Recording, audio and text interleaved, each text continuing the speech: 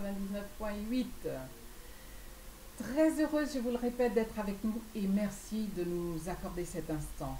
Aujourd'hui, nous ne parlons pas de notre environnement naturel, mais de notre environnement social avec un invité sur le plateau que vous connaissez déjà parce il a été très présent au moment du mouvement social en 2009. Puis est parti, a été cherché, il a été à l'aventure, il a été rencontrer nos frères en difficulté dans l'Hexagone. Je veux parler, pour vous le présenter, je veux parler de M. Vidal César. Il est responsable et directeur de publication du journal Dignité. Ensuite, il est récemment président de l'association Dignité Antillaise à Paris depuis quelque temps.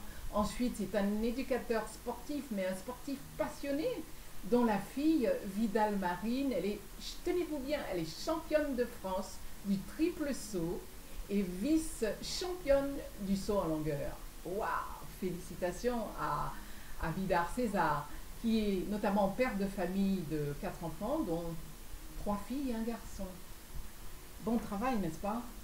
Et ensuite, je vous le disais, il a soutenu le LKP pour déchouquer les profitants. Il a été très présent avec nous, je me le rappelle. Et puis finalement, le 1er janvier 2011, il s'est absenté de la Guadeloupe, puis revenu aujourd'hui pour témoigner de la souffrance et des injustices que vivent nos Antillais et nos Blacks en France, n'est-ce pas?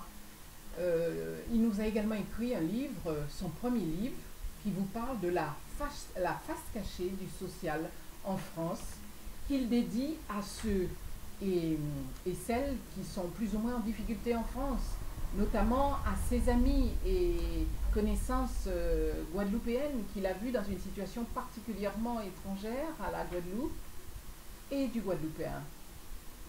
Alors, ils ont tous contribué, y compris des personnes d'autres contrées, par des témoignages.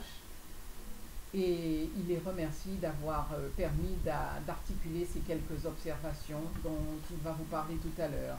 Il dit donc compatir à cette détresse qui le désole en pareilles circonstances.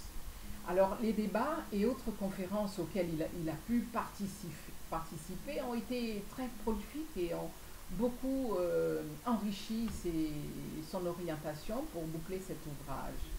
Je ne me contenterai pas, dit-il, d'écrire pour dénoncer un comportement qui acte l'assistanat, mais c'est surtout à pointer du doigt des actions pour le devenir de nos enfants et de notre progéniture.